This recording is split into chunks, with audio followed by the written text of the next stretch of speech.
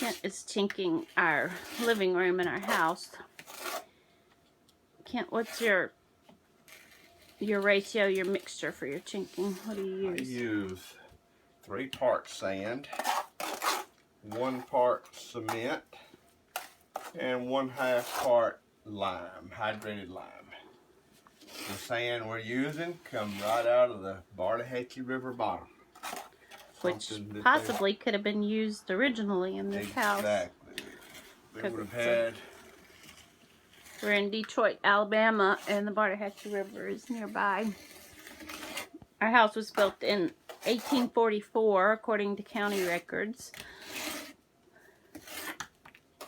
And we think all of our logs are pine.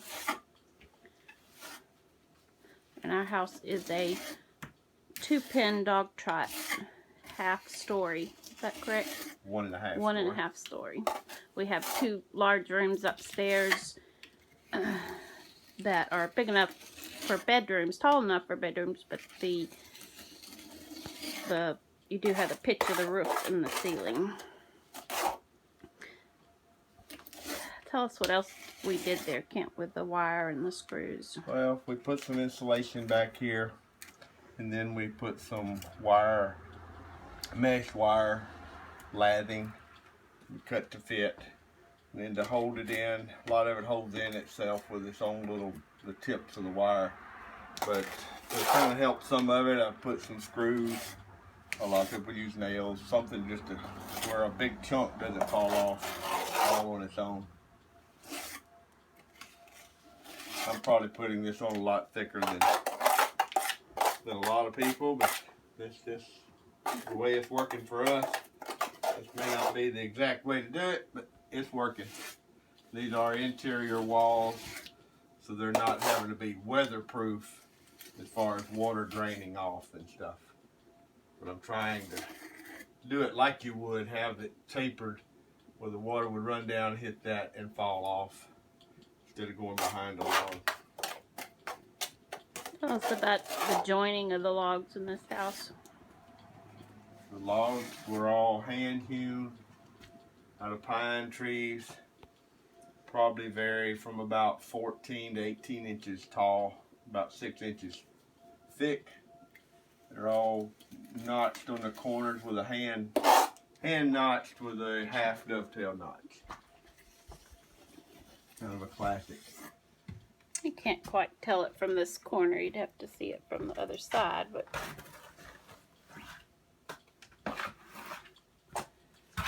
we had to take,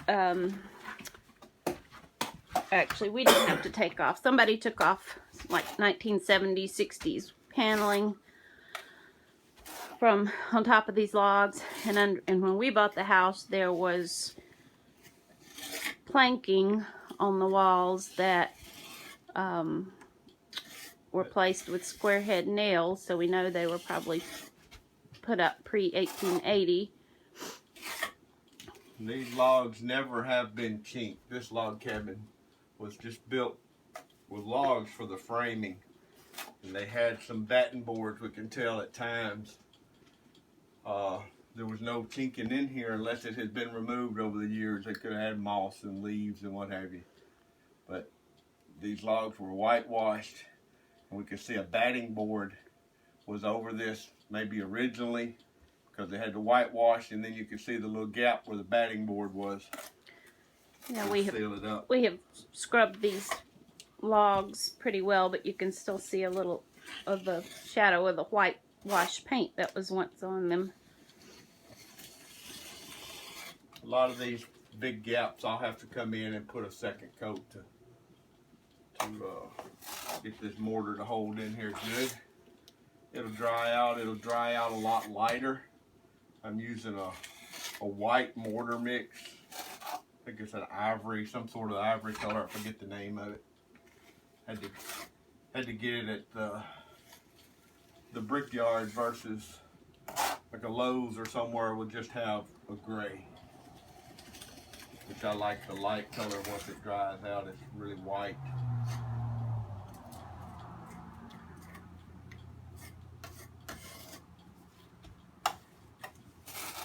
Anything Anything else interesting about these logs? 176 years old.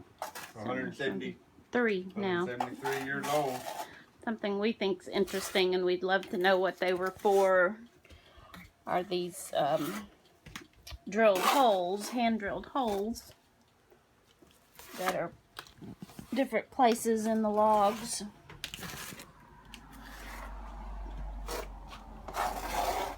And we know some history about the people who built this house. It was built by John and Jane Hamilton.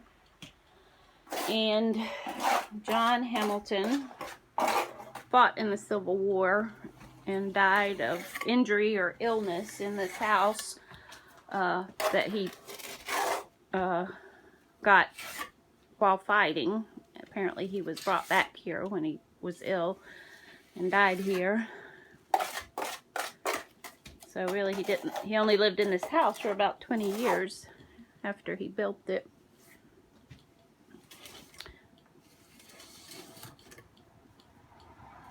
And then John and Jane's son, A.J. Hamilton, was a captain in the Confederate Army, and when the war was over, he came back and he served in the state legislature, and then eventually donated the land for the city of Hamilton, which is about 15 miles away, and the town has his name.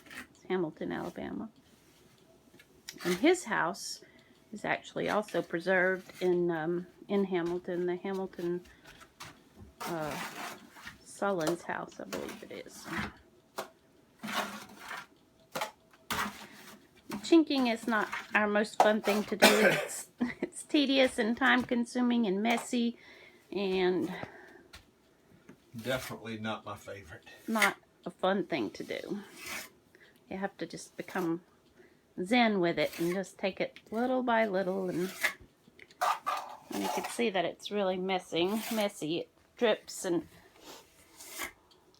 down on the floor, and it's a lot of cleanup, and you can see the insulation we put in the wall down on the floor. Yeah, these logs had a batten strip up and down, which is vertical, and then it had horizontal hand plane planks from the 1800s. As you said earlier, put up with square nails. All that we took off just because we love the beauty of the logs. But we've kept the boards that we were able to salvage as much as we were. We even cut broken ends off as we were taking them down, but we're using them different things around the house, trimming. We've used it up at the top of this wall. We'll use it to trim out the doors. Yeah, all the hand plane lumber pit sawn instead of circle mill sawn. Talk about the beams up at the top, Kent. Why are those? I don't know what you're talking about, man. Well, that at one point the ceiling was lower, yeah, and the ceiling at some point was they lower came in in and here. cut those beams. You can see where I'm pointing.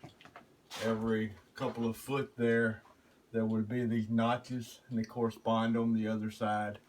And that's where the original ceiling height would have been, just right here. And at some point, they removed those beams, moved them up about 2 foot, 18 inches, and raised the ceiling height. This house was a dog trot. It had the breezeway in the middle of the 2 rooms that in the 1960s the owners came in and enclosed the dog trot and put a bathroom, the only bathroom in the house, in where the dog trot was. A very tiny bathroom. And the outside still has some very early wood plank on the outside. What do you call that?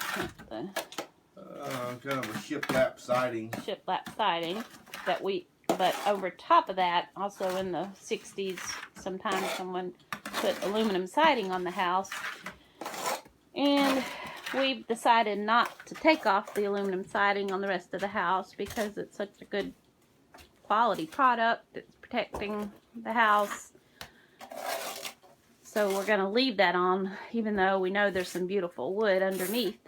But we did decide on our front porch of the house, we did remove the aluminum siding to expose the logs on the front porch. So gotta give a hint of what the house once was and is inside. We've owned this house for a year. We still have so much to do, but we're in the process of, we're not even to trim work yet. We're still doing some fundamental work, chinking, and we came in, when we bought this house, we redid all the plumbing and pipes. We redid all the wiring. Then we've done a lot on the outside. We're into homesteading and gardening and sustainability. We have gardens. We have fenced in areas. We have dairy goats. Very interesting life. If you want to do messy things and and do things for yourself. Now I'm very fortunate. Kent has a lot of skills. He knows how to do a lot of things. Except for chinking. I'm definitely not a professional chinker. And we found that as we're doing this, of course, it's not going to be a perfectly smooth finish. I don't want it to be a perfectly smooth finish because it is a hand project. But we do want it fairly smooth. If we left it really rough, we have tried to come back and clean it up with a wire brush or a grinder brush on a drill, and that gets really messy. And so we'll smooth it. This is as smooth as I really prefer that anyway. I will have to come in on these wide gaps. I laid my first base in here, and then we will push in another coat after that dries and firms up some. A slow process of love. And I'm out of chinking. I gotta go mix some more. Good place to end.